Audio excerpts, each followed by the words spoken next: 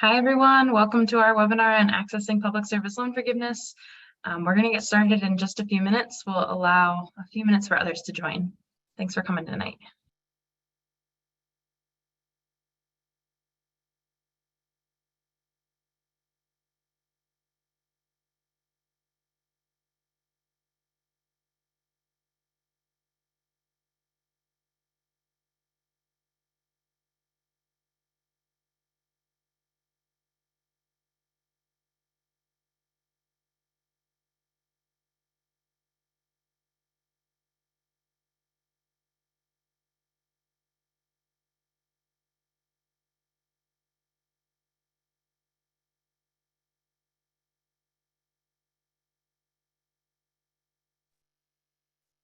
Hi, everyone. If you're just joining, we're just going to give it 2 more minutes until others can join, maybe coming in after the workday. So thanks for your patience.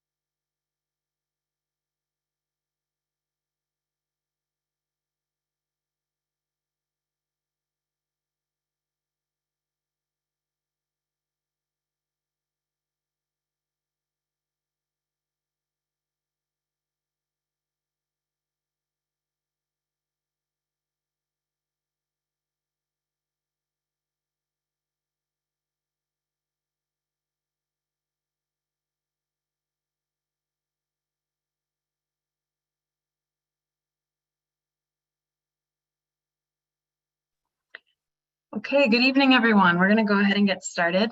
Thanks for joining us this evening. Welcome to our webinar on accessing public service loan forgiveness. My name is Amy Salata, and we are going to walk through the changes of the PSLF program under the current waiver period.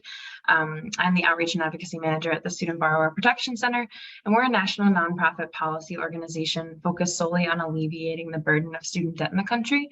And we do this through a mixture of advocacy, policy making, and litigation strategy to rein in industry abuses, protect borrowers' rights, and advance economic opportunity for the next generation of students.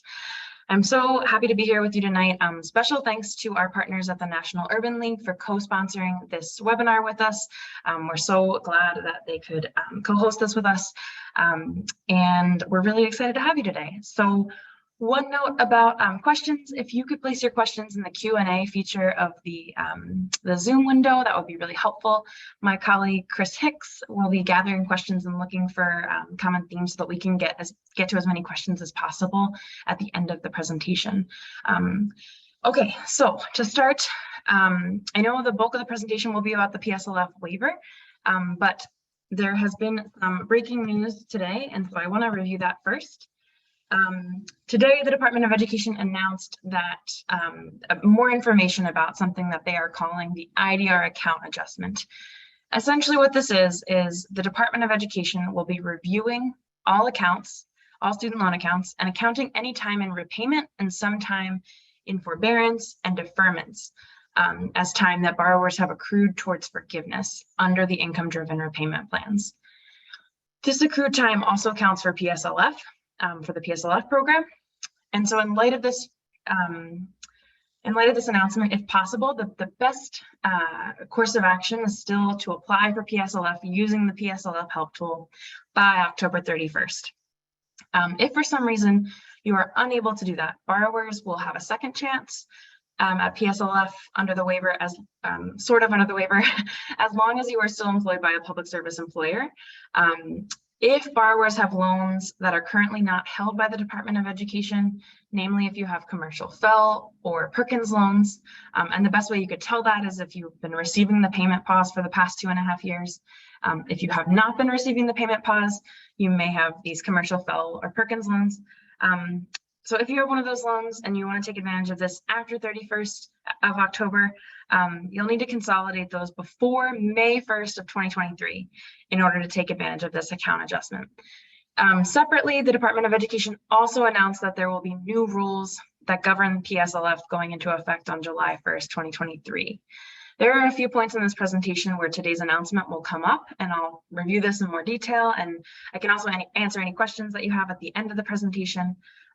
But the best course of action is still to apply for PSLF under the waiver period that ends on Halloween. And I also want to flag for you all that we have an upcoming webinar for FFEL borrowers on November 3rd. And so you can find that at our website at protectborrowers.org/events and register there. But so if you are a FFEL borrower that wasn't receiving the payment pause, there are going to be certain things that are a bit trickier for you. So, it might be a good idea to come to this webinar on the 3rd.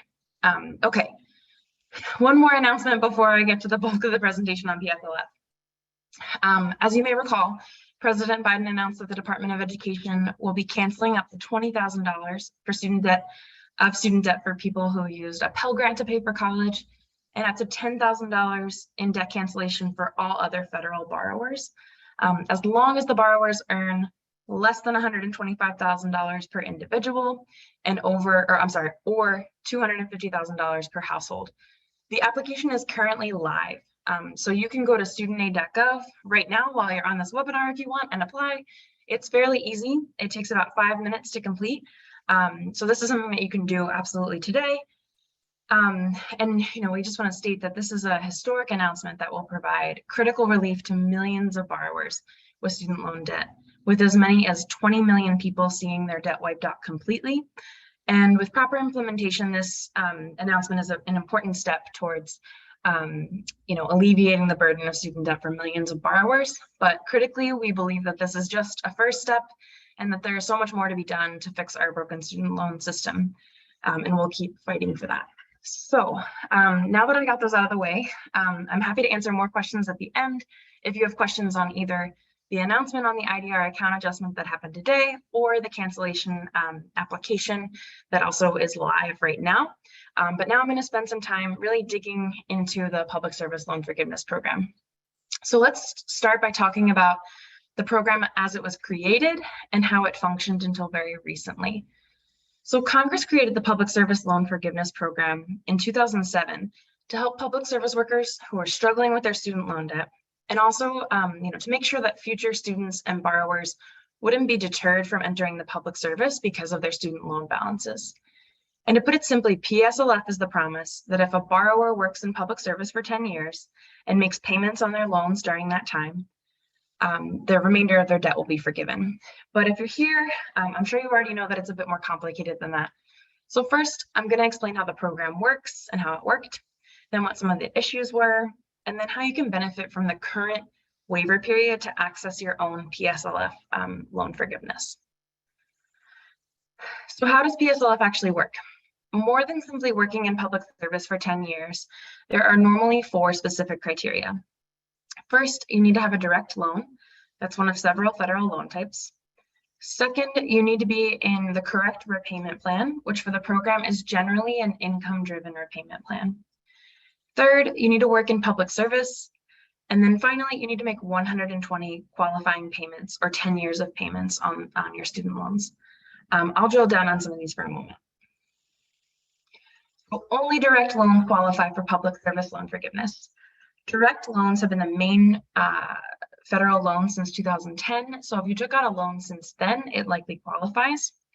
If you have an older loan, a federal family education loan or a FFEL loan, as I mentioned earlier, or a Perkins loan, those do not qualify. What you can do though is you can consolidate those loans into a new direct loan, which is like refinancing with the federal government, and it pays off your old loan and replaces it with a new direct loan. Under the normal program requirements, when you did this, you lost any credit you had gained towards forgiveness because you're essentially taking out a new loan. But as we'll discuss in a moment, during the current waiver period, that isn't the case.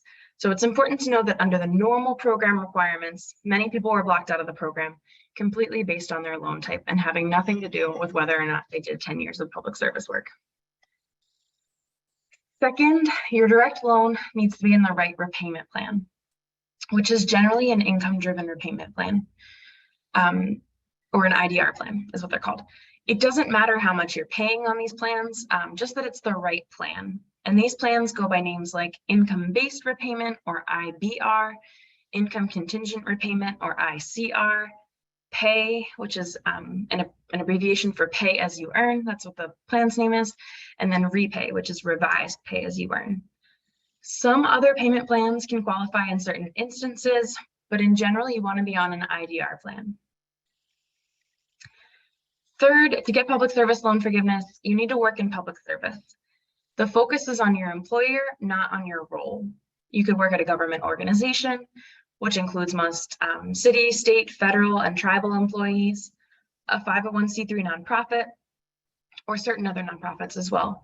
You also have to work full-time, which is defined as 30 hours a week, or whatever your employer says is full-time if it's greater than 30 hours.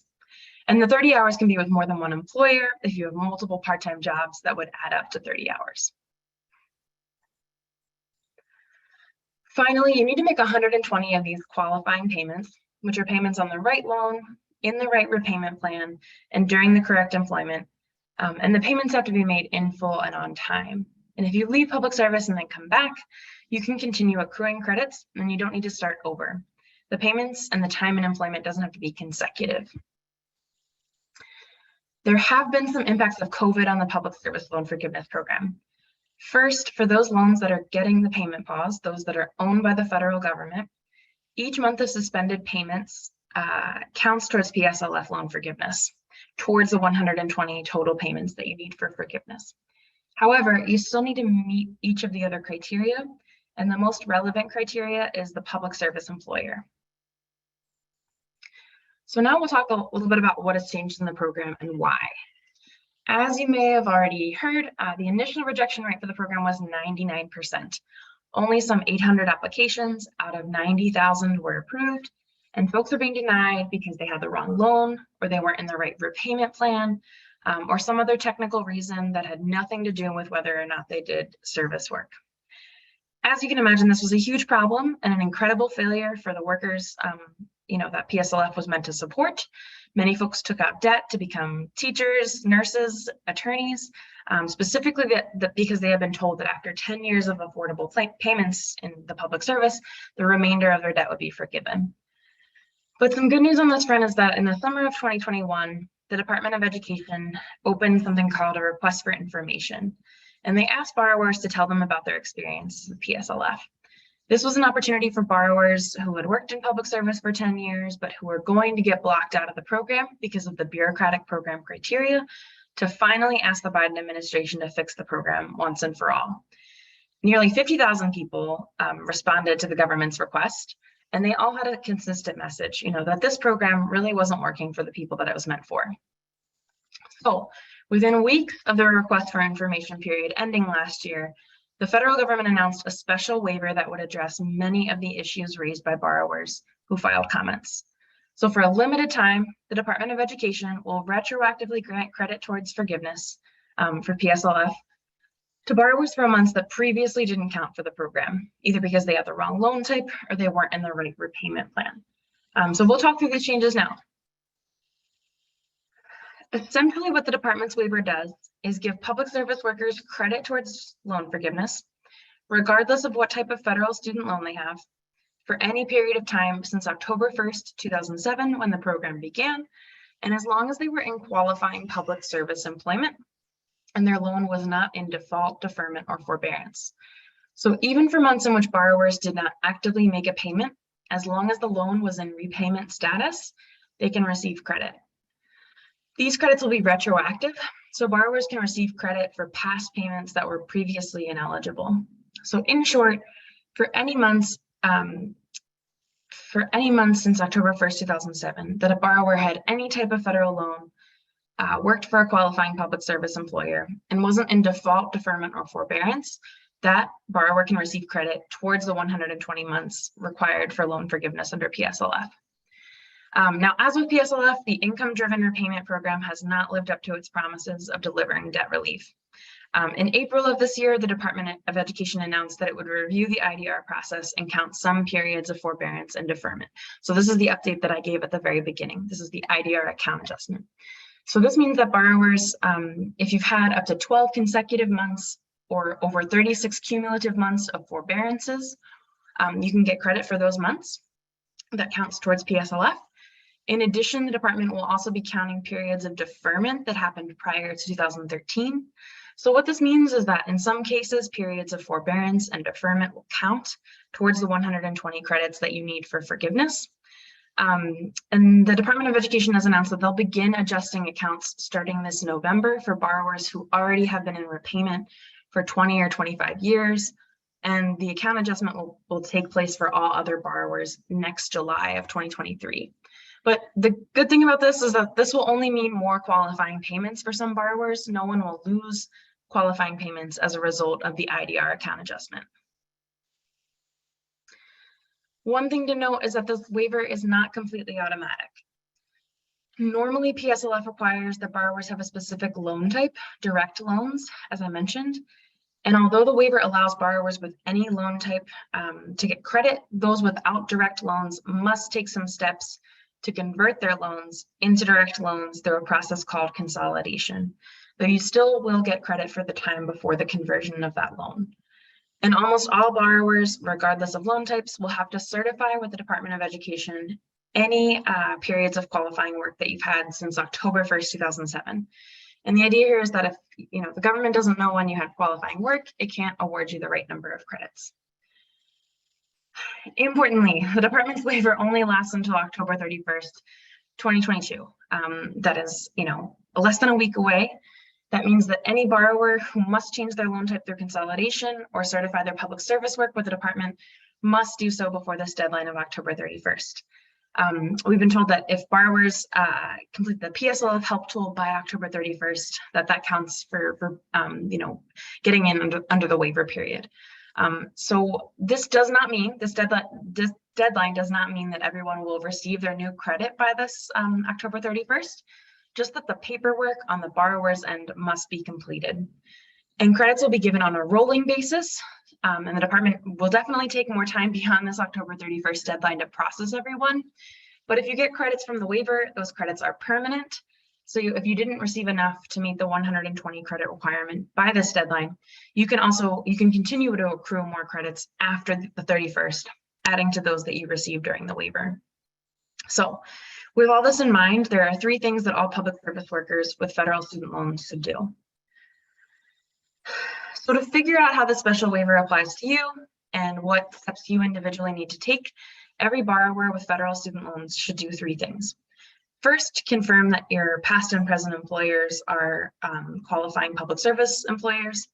Second, determine your loan types and consolidate your loans if necessary. And then third, certify your employment with the Department of Education. So let's go over these in more detail. So first, confirm that you have a qualifying employer. Nothing about this requirement changed during the waiver. You still need to work in public service, except that during the waiver period, you don't still need to be employed at the time that you apply for forgiveness after 120 payments. Remember that qualifying employers include any government employer, federal, state, local, or tribal, any nonprofits that have a 501c3 tax-exempt status. Certain other nonprofits also qualify. However, unions and political organizations do not. So any organization whose tax status is a C4 will not qualify for PSLF, nor do any for-profit employers qualify. If you're not sure whether or not your employer qualifies as a public service employer for PSLF, the Department of Education maintains a list that you can search on their website. It's important to note, though, that this list isn't necessarily exhaustive. So if your employer doesn't appear, but you still believe that you're in public service for a qualifying employer, you can still proceed with the PSLF process. You can access this list by using the PSLF help tool, which is available at studentaid.gov. That's where we're going to be spending the bulk of our time this evening, at studentaid.gov on the PSLF help tool. The employer database is the first step in the help tool, so you can quickly access it to check your past and present employer status. So what type of federal loans do you have? The three major loan types that most folks today have are direct loans, federal family education loans or FFEL loans, and Perkins loans. For public service workers to get their loan forgiveness for their FFEL and Perkins loans under the PSLF waiver, they'll have to consolidate those loans into a direct loan. Remember, what's special about the waiver period is that normally when you consolidate your loans, you lose any past credit you had gained towards forgiveness because you're essentially taking out a new loan. But during this waiver period, you can keep that past credit and apply it to the new consolidated loan. The final step that all public service workers with federal student loans should do is certify their qualifying employment with the Department of Education. Remember that qualifying employers are any level of government, any 501c3 nonprofit employers, and certain other nonprofit employers. The form to do this is called the PSLF form. It was previously called an employment certification form if you filled one out in the past. They just changed the name of it. It's the same form. Borrowers can certify their employment using the PSLF help tool, which is the same tool that you can use to confirm that your past and present employers are eligible. The tool will generate the form for you, and then your employer will have to sign it. Okay, so we've just discussed the 3 steps that all borrowers should take. Now I'm going to briefly show you some step-by-step instructions on how to do all of this. And we'll start by confirming that your employer is PSLF eligible. So you'll need to log into studentaid.gov, and if you don't know your login information, there is a way to reset it and gain access. Once you're there, you'll hover over Manage Loans in the top toolbar, click on Public Service Loan Forgiveness in the drop-down menu, and you'll see the PSLF help tool there, and you can click that to launch it. Borrowers can look up all of their employers since October of 2007 in the help tool by entering their employer identification number or EIN, and also their dates of employment.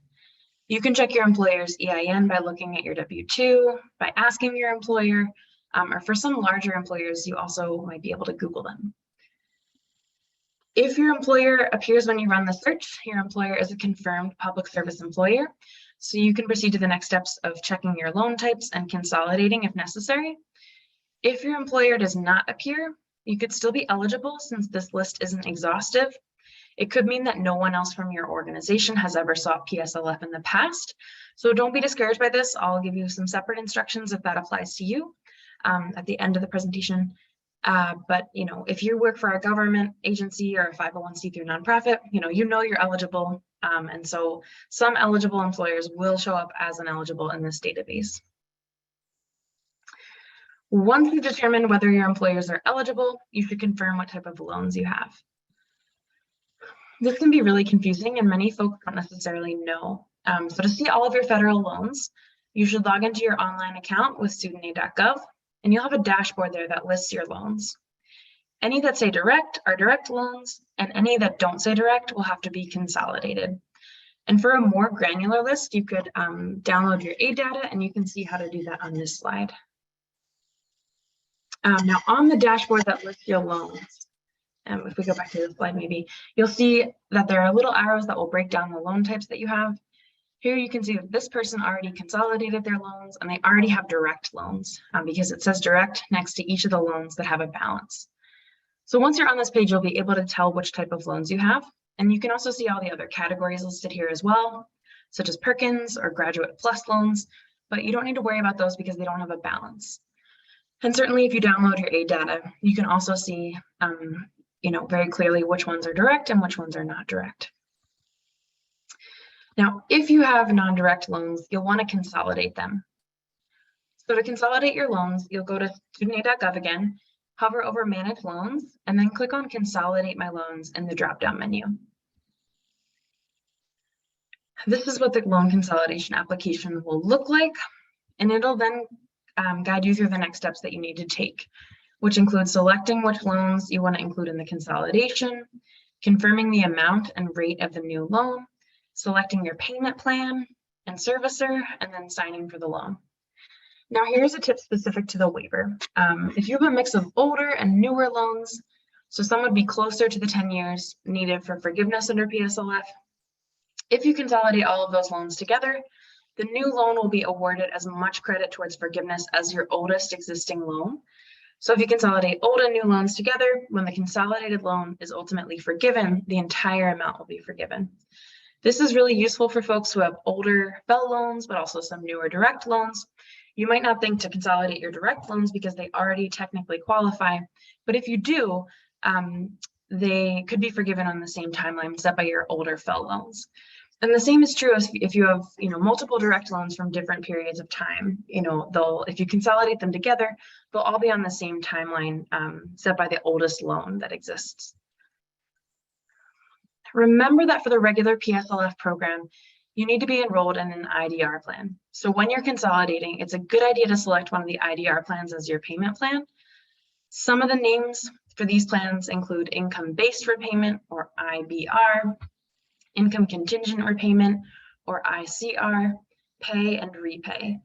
And these payment plans within income-driven repayment are all different, and there's a payment calculator tool that can help you choose the best plan among these four that is the best for you. I want to mention here another recent change to the cancellation announcement from President Biden. So as of September 29th, borrowers with commercial FFEL or Perkins loans held by an institution are no longer eligible for cancellation under the debt relief announcement that President Biden made on in August.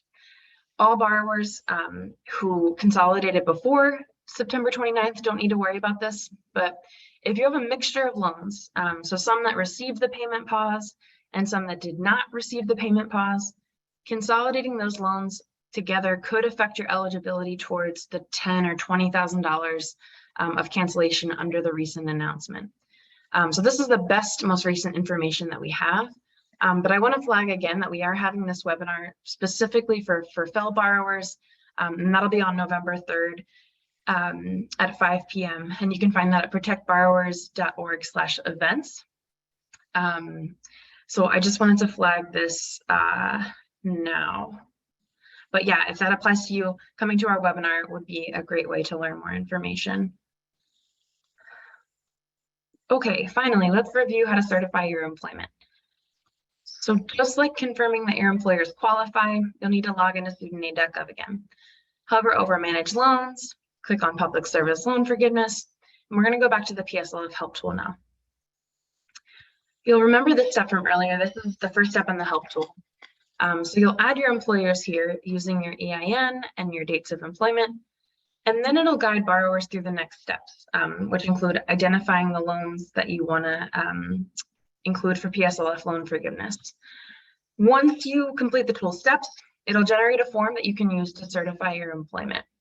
Again, this form is called the PSLF form, and it is the form that you must submit to receive the benefits of the PSLF waiver. Once you have the PSLF form, you'll need to have any employer you are claiming as a public service employer sign the form.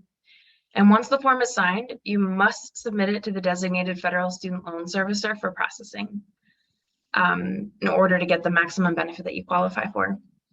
Everyone must submit a new form that reflects all of their qualifying public service work by the October 31st deadline to benefit from the waiver. Now, again, if you complete the help tool before the 31st, you're technically in under the waiver, but I would love for you to maintain this sense of urgency that the deadline is next week. So, you should consolidate before then if you need to, and, certainly try to get your form signed and sent back in before this deadline. But if you complete the help tool, you'll be in under the waiver. If you work for a nonprofit that is now closed, or if your employer is refusing to sign the form, there is a box to check on the form that one of these is the case. So if this is an issue that someone is having, there are ways around it. But if you are going to do that, we'd recommend submitting a W-2 from that time period as well, because likely the Department of Education will ask for that anyway as a follow-up. Okay, and then finally, there's a correct mailing address and a fax number on the last page of the PSLF form. So that's where you should send it to. The company that you'll be sending it to is MOHELA. They're the current exclusive servicer for the Public Service Loan Forgiveness Program. And all forms need to go there, regardless of whether or not your servicer is currently MOHELA. Okay, so we've just talked through how to use the PSLF help tool. And for most borrowers, that is going to be the best option. However, some borrowers might start using the help tool and find that for some reason they can't proceed. So one reason this might happen is if you're the first person from your employer to submit PSLF forms, in which case they might not be, listed in the database as eligible. So in this instance, you might get a notice that says you have to wait 30 to 60 days for the department to review it and approve your employer before you can proceed. There might be other reasons, but obviously we don't have 30 to 60 days because the deadline is next week. So what you can do instead is you can download the PSLF form as a PDF and fill it out manually.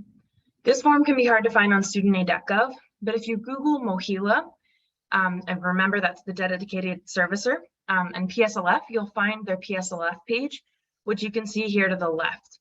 If you click the employers box, which is in red, it'll bring you to the page on the right where you can download the form on the top right, which is also in red, and then you can fill it out and have your employer sign it and return it via the instructions. Wherever you get the form, just make sure you're using the right one. We don't expect the form to change in the next 6 days, so you can confirm that the form is right by looking at the expiration date at the top. Here it says 8/31/2023, and also by confirming that the instructions direct you to submit it to MOHELA as the dedicated servicer. So what's the process for getting forgiveness? This is the general process, but it also applies to the waiver as well. MOHELA is currently the exclusive servicer for the Public Service Loan Forgiveness Program. And so all borrowers need to send their forms to MOHELA, which will do a preliminary review of loan eligibility. And if you have a qualifying loan, it'll then be transferred to MOHELA for servicing, at which point it will run through the other criteria such as employment and qualifying payments. Unfortunately, there have been a lot of problems with people finding out too late in the game that they thought they qualified, but something had gone wrong.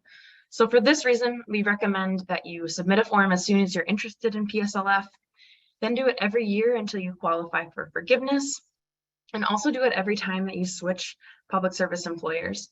You don't have to do this. You could document everything after 10 years, but this way you have a great chance of catching any mistakes that are made and dealing with them in real time.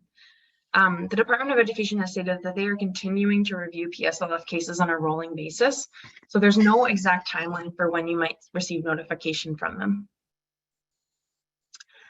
Okay, now very briefly, I'm going to go over some common issues that people have had with the PSLF help tool, and then how to address them before we get to your questions. So when you submit your PSLF form, just make sure it's easy to read. If your employer has crossed anything out or written over anything, request a new clean application from them. This could really delay your application, or it could be outright denied because your employer scribbled over something. Please request a new form. It'll save you a lot of time. When borrowers complete the PSLF help tool, the form suggests that a borrower must take their loans out of administrative forbearance under the payment pause, stating the following under the subheading, get out of deferment or forbearance.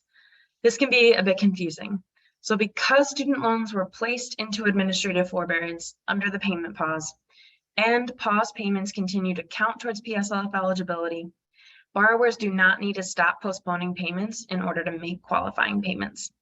Although the form goes on to state that this is the case, that a borrower doesn't need to remove their loans from the payment pause, we understand how this language can be confusing. If you choose to use the PSLF help tool to complete your application, you might not be able to choose that you've made over 120 qualifying payments, even if that is true for you. Don't worry about this. You can still click, no, I haven't made 120 qualifying payments. Regardless of what you choose for this question, your account will still be reviewed in full by the Department of Education. It's just a glitch in the system. And so you can proceed even if you have made 120 payments, but you have to click, no, I haven't made 120 qualifying payments. Finally, notices with inaccurate PSLF payment counts have been one of the biggest sources of confusion with the PSLF help tool. If you're consolidating an older FFEL loan in order to take advantage of the PSLF waiver, you'll receive a letter after the consolidation is complete, noting that you have one qualifying PSLF payment. Don't worry when you receive this letter. Here's what is actually happening. This is an auto-generated letter that is hard-coded to review under the normal standard PSLF program that we reviewed at the very beginning of the presentation. When you consolidate your loans, you'll be asked if you're doing so to take advantage of PSLF. And since you are consolidating for the purposes of PSLF, you'll say yes. And after your consolidation is complete, MOHELA will notify the Department of Education, who will review your account to determine how many qualifying payments you have towards the waiver. You'll then receive a second letter from MOHELA saying how many payments you have towards the waiver. And as I mentioned before, this process can take a few weeks to a few months to complete. And the department does these in batches, so there's no concrete timeline for when you might receive notice. Okay, very quickly, let's get to some important takeaways, and then I can answer some of your questions. All right, remember that credit will be given for months during which any loan type was in repayment status, and that some periods of forbearance and deferment may also count towards your forgiveness count, but if you don't already have over 120 qualifying payments, that likely won't be adjusted until next July. The deadline to apply is next week. It's October 31st. And by that deadline, borrowers should consolidate their loans and also complete the PSLF help tool. And then try to get your form signed as soon as possible. And then remember to follow the steps in this presentation in this order. So first, confirm your employer is eligible. Then confirm your loan types, and if you don't have direct loans, consolidate your loans. Submit a PSLF help form for any qualifying employer that you've had since October 1st, 2007. Certainly if you experience any issues, you can file a complaint with the Federal Student Aid Ombudsperson. Some of your states also have ombudspersons. We keep a list of them on our website if you'd like to look them up. And then also the Consumer Financial Protection Bureau also would take your complaint. And then beware of scams. As you can tell from this presentation, there is a lot changing every day on the student loan system, and there are a lot of people trying to take advantage of that. So remember that studentaid.gov will be your clearinghouse for all information related to student loans. Okay, so I am going to take some questions. So I'm going to welcome Chris Hicks to the scene. Thanks for being with us, Chris. Hey, so I'm the one who's been typing in the Q&A chat box. If I didn't write an answer to you there, I'm hoping we'll answer it here. So there are a couple questions about MOHELA and people applying that I've grouped together, and I'm just going to ask like 2 or 3 of them at once so Amy can respond to them. But this is for people who are in the application process. So one question is, I've been teaching for 22 years. I've had AFL loan since 2005. I've made more than 120 qualifying payments. I consolidated into a direct loan, and I've applied for public service loan forgiveness with MOHELA, and I've been waiting for them to get back to me. How long does that take? Should I reapply before the October 31st deadline? Another question that came in about this is October 31st the last day we can mail in our application to MOHELA, or does the application just need to be, or does the application have to be received by MOHELA before October 31st? We can just do those 2, then I'll ask the next 2. Sure. Okay. So if you've already applied and you're still waiting on MOHELA to make a determination on your PSLF application, I guess what I would say is that there's no harm in sending it again. You could send it again. You could upload it to their website. You could fax it in. You could mail it in. If you're going to fax it, get a receipt. If you're going to mail it in, make sure you mail it certified. But there's no harm in sending it again. There's no concrete timeline for receiving notification that you've been accepted or denied. And so, yeah, there's no harm in sending it again. The other answer to the question is on the date. So October 31st is the date by which borrowers need to consolidate and complete the PSLF help tool. Remember to do it in that order. So if you have an older fellow loan or a Perkins loan, consolidate first, because the first thing they're going to do is check your loan eligibility. And so they're going to want to see that you have a pending consolidation application. You don't have to wait for that consolidation application to be approved before you complete the PSLF help tool. You just have to complete the consolidation application, and then you can immediately do the PSLF help tool. So that's what you have to do by the 31st. So technically, if you get your forms signed after the 31st and mail them in after the 31st, that's okay. That's been the direction from the Department of Education. So yeah, I think that hopefully answers your questions on the dates. I don't know, Chris, if you have anything to add to that. No, one of the two other questions I was going to ask, one of the questions was, if the consolidation process is filed prior to this October 31st deadline, does that meet the requirement? Amy just answered that it does. The other question about MOHELA, is there a website to check how many of our payments count towards PSLF?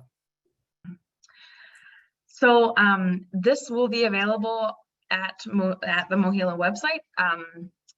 Personally, I also just recently consolidated my loans and have them handled by MOHELA now, but I'm waiting on a determination as well. And so my payment count isn't up to date on their website yet. So if you recently consolidated, it might not appear just yet. And then I think the idea is that also this information would be available at studentaid.gov one day, but I don't believe it yet exists. And Chris, correct me if I'm wrong on any of that as well. Nope, that's all right. As Amy said, there's a long backlog. The last we heard is it typically takes about 45 days to have these reviewed. I think the last we heard is it can take up to 4 months to hear back from MOHELA. So don't get too anxious, but submitting additional applications, no harm. I want to ask, I think this is really pressing. We've got 2 questions from retirees. So I'm just going to read both really fast. I was a public employee for over 30 years and paid some of my loan. I've since retired. Can I still receive loan forgiveness? And the second question is, I worked 20 plus years for a qualified employer. Some of the time that I was working for them was in deferment. Should I still apply? Okay, these are great questions. Yes, you should absolutely still apply because remember, they're going to be doing that IDR account adjustment that I mentioned. Depending on your situation, it might be applied this November, it might be applied next July. And so some periods of deferment will count towards PSLF forgiveness. So absolutely, you should apply because those periods could count for you. In response to the first question, if you are currently retired, you can apply for PSLF under the current waiver period. That means that you have about 6 days to get your application in, to complete the PSLF help tool and be included in the waiver period. This will not be the case after October 31st. Remember I kind of mentioned that this announcement today made it so that some of the things that are true under the PSLF waiver will also be true moving forward. But that is one of the things that is not going to remain after the 31st. So if you're retired and you have made over 120 payments, apply today so that you can get the benefits of the waiver and get your debt canceled under PSLF. So I'm going to, and if you're retired and didn't make a full 120 payments, you won't receive partial loan forgiveness. Like if you've made 40% of the required payments, you won't receive 40% of PSLF cancellation, but there's no harm in logging that time. It could also benefit you in the future as they continue to review and, as they currently have with this temporary waiver, adjust the rules and the way the program works. We got quite a few questions about what if an employer won't certify employment or what to do if you don't know who to ask. So just an example of this would be, what do we do if the school district where I work will not certify summer months, even though I was paid through the summer for that academic year and considered an employee? And separately, another example of questions we got about certifying employment, what if you cannot identify someone at a city government who is willing to sign the employment certification form by the deadline? So I think those are 2 representative questions. There was another person who works at the IRS who's not sure who to ask. Like, if you don't even know where to start, where should you? Yeah, these are great questions. So you could start with your HR department, or you could start with a supervisor. The truth is that the Department of Education needs someone who can verify your time and employment there.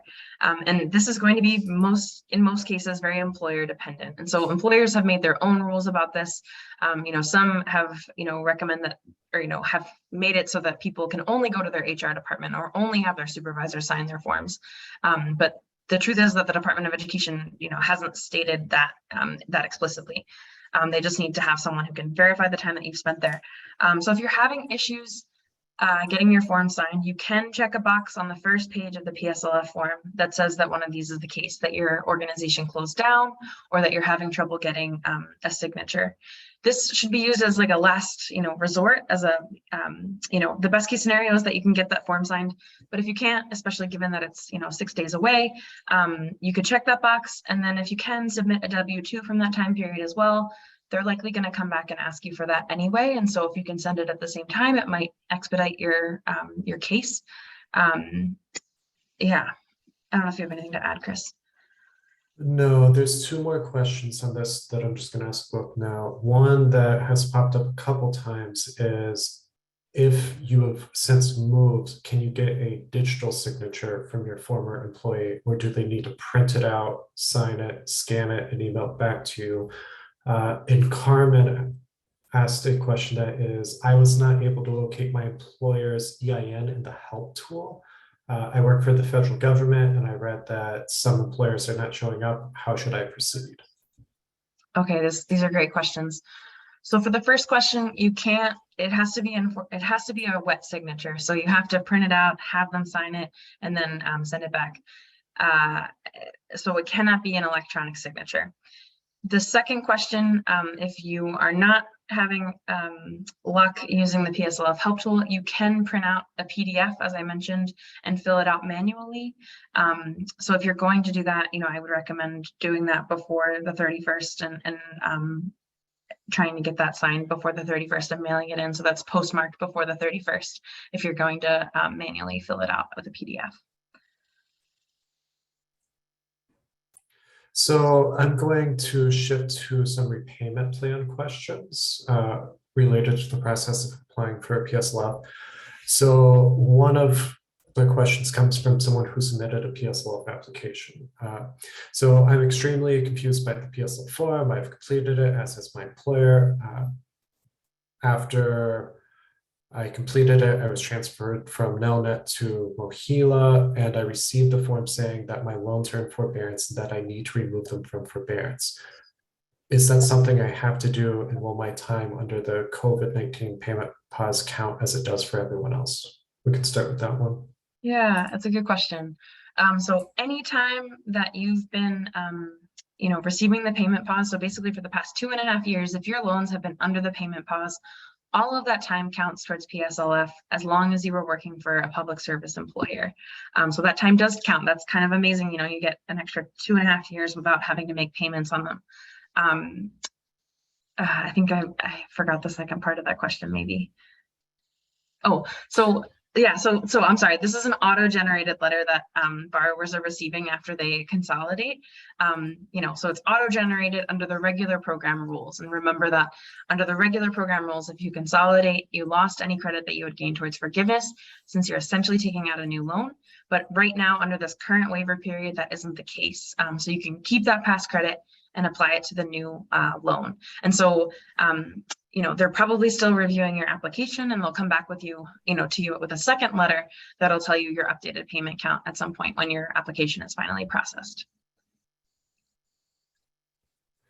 Cool. So I think this is one that a lot of people have like top of mind, and it's the relationship between PSLF and student debt cancellation under President Biden's proposed program.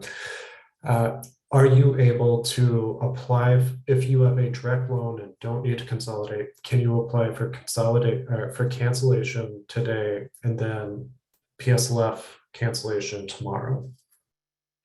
Absolutely. So these two programs are separate things, right? So you can apply for debt relief under President Biden's plan for 10 or 20K, and then you can also apply for PSLF under the waiver period.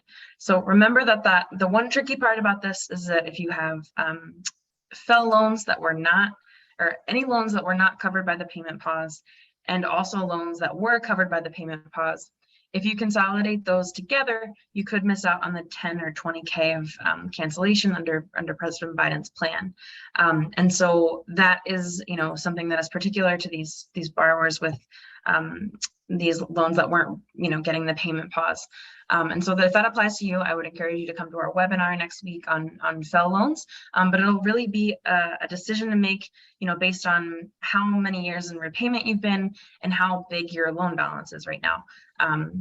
So that is the only complication to that. But yes, you can apply for both programs. And Sarah asked this question of, I have fewer than 120 payments. Sarah's been working at a public service employer for the last 6 months. There's no harm in applying and just logging the 6 months for PSLF and applying for cancellation at the same time. No, absolutely. You can apply for PSLF at any time. And right now under the waiver period is the best time to do it because of all the criteria that they waived.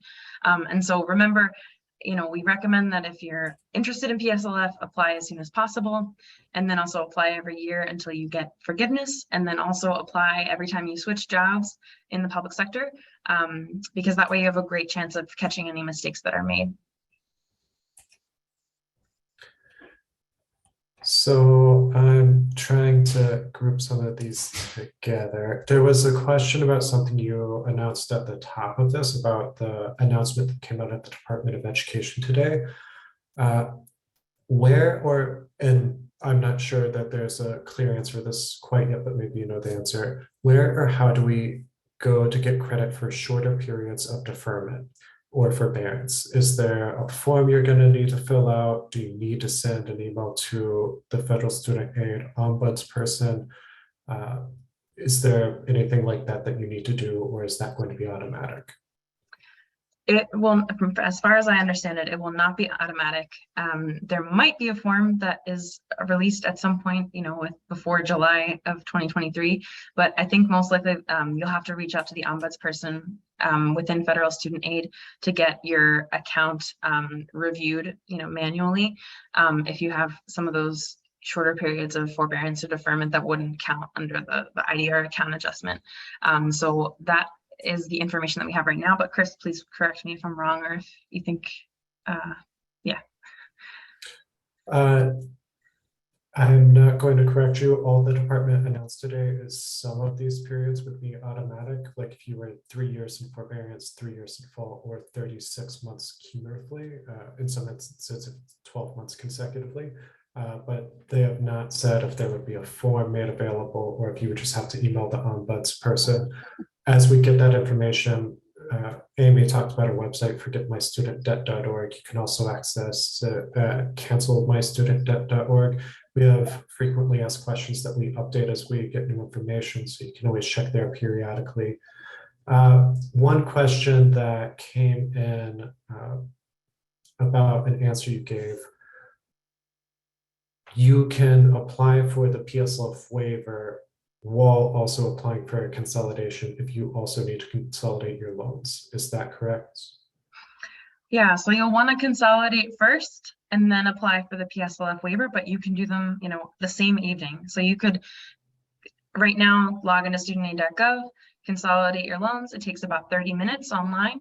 And then immediately after that, you could complete the PSLF help tool.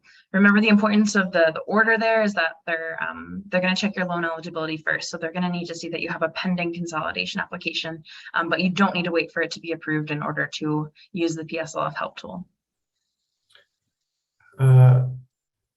So if you can't get the signatures from your former employer by next Monday, which is October 31st, should you still consolidate and complete the PSLF help tool and send the PSLF forms later?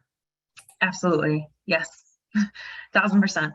Do as much as you can before the 31st. How often should someone submit a PSLF application? For example, if you verified your employment this spring, should you do another one before the October 31st deadline? If you've already certified your employment during this waiver period and it came back as approved, you don't need to submit it again. Again, it doesn't hurt to submit it again if it's still pending, but we recommend that you submit it at least once a year in order to qualify or certify your employment. What is the importance of October 1st, 2007? Why don't payments prior to that date count as being eligible? Yeah, this is a good question. This is just the date that Congress signed the bill into law. And so this is the date that it went into effect. And so payments before this date, don't count because the PSLF program didn't exist before this date. What should we do if we work for a large employer like the city of Los Angeles, where if everyone who worked for the city government applied on the same day, there simply would not be time to have the employer sign all the forms? Yeah, I think, best case scenario is that you can use the PSLF help tool before the 31st, and then get your form signed, as soon as possible. I think that's the best thing that you could do in that situation.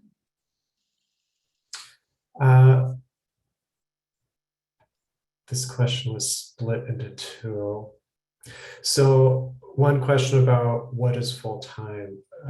It's 30 hours on average for 8 months of a year. What if you work more than 30 hours some weeks, less than 30 hours some weeks?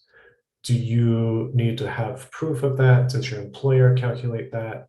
How do you determine if you're full-time for the purposes of PSLF?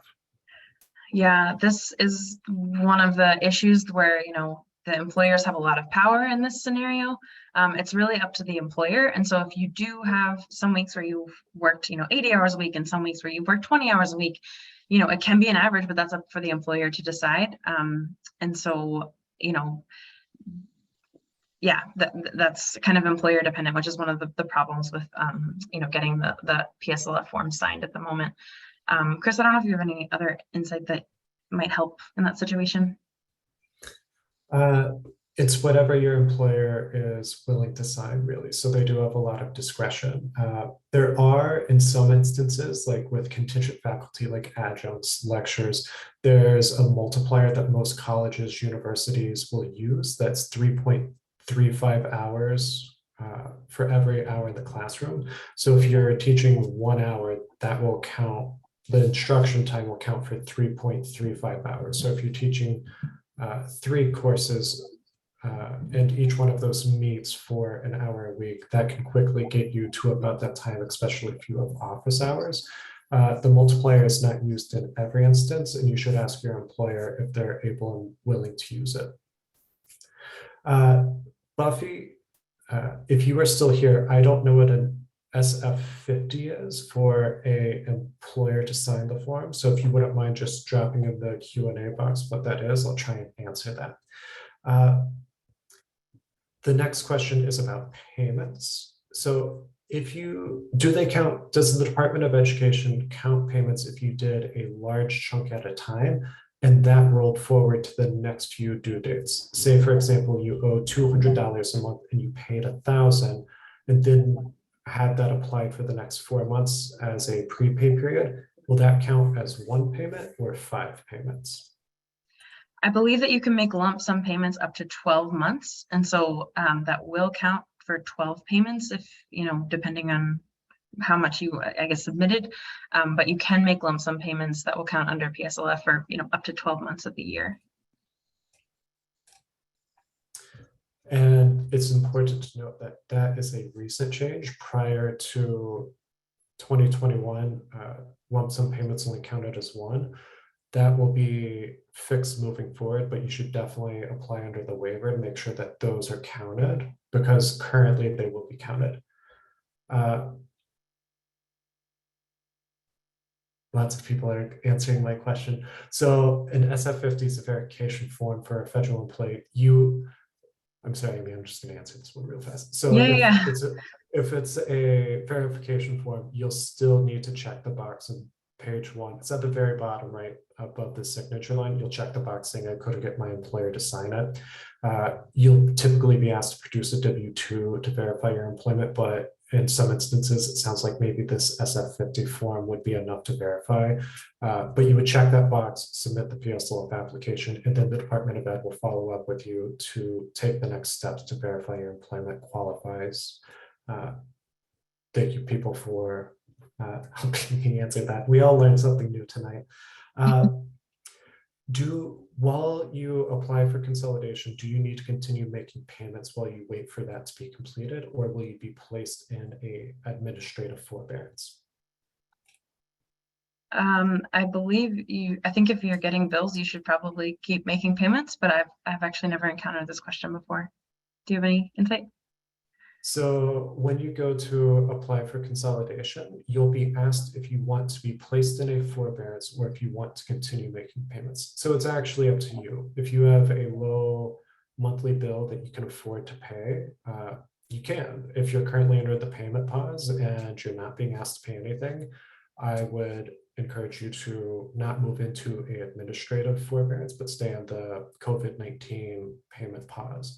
So it's your choice. For people who have those older FFEL loans, the FFEL loans, it might be advantageous to take advantage of forbearance so you have a few months where you're not making payments, knowing that you can then ask for that forbearance period to be reviewed next summer when they do this income-driven repayment account adjustment. But it's up to you. You'll have a say in the matter. Thanks, Chris. Yeah. One question that's come in is, are we going to have any other PSLF webinars this week or next week before the deadline? This is the last webinar that we'll be having specifically on the PSLF waiver, but we have recordings on our YouTube page. We'll also be sharing this recording from this webinar, hopefully tomorrow in a follow-up email. We will be having that FFEL webinar next week, and then we're also beginning a series of weekly webinars on the cancellation application, and that will include some information about PSLF as well, but it won't be as in-depth as this. And so make sure to look out for that recording that will be sent out tomorrow. All right, so just recognizing that we're at time, I think that's a really good question to end on. So I'm going to do the annoying thing that I always do in my organization and ask one more question. This is from Sherry May. So if you have a direct loan, but you're currently not in an income-driven repayment plan, do you need to change your repayment plan to become eligible for PSLF during the waiver? So if you're not currently in an income-driven repayment plan, yes, we'd recommend changing to an income-driven repayment plan, as soon as possible, because remember the 4 requirements that are typically of the PSLF program, could go into effect. And so, yes, get in an income-driven repayment plan. There also are benefits, you might have a lower monthly payment each month. And so, if that is going to be, canceled at the end of your 10 years anyway, it'll have you likely have you paying less than you would under a different plan. The only thing I would add to that is if you're under the payment pause, you don't need to move into an IDR plan. The payment pause currently counts, but beginning January 2023, if payments resume, you will need, that's when the PSLF waiver will be over, the payment pause will be over. So you will definitely need to be in an income-driven repayment plan. But 7:02, so Amy, do you just want to close us out? Yeah, thank you so much, Chris, for all of your help. Thank you all for joining tonight. Thank you to the National Urban League again for co-sponsoring this with us. We appreciate your time, and check out that recording tomorrow that will be sent along with some other resources, including forgivemystudentdebt.org. So everyone have a good night. Thank you again for coming.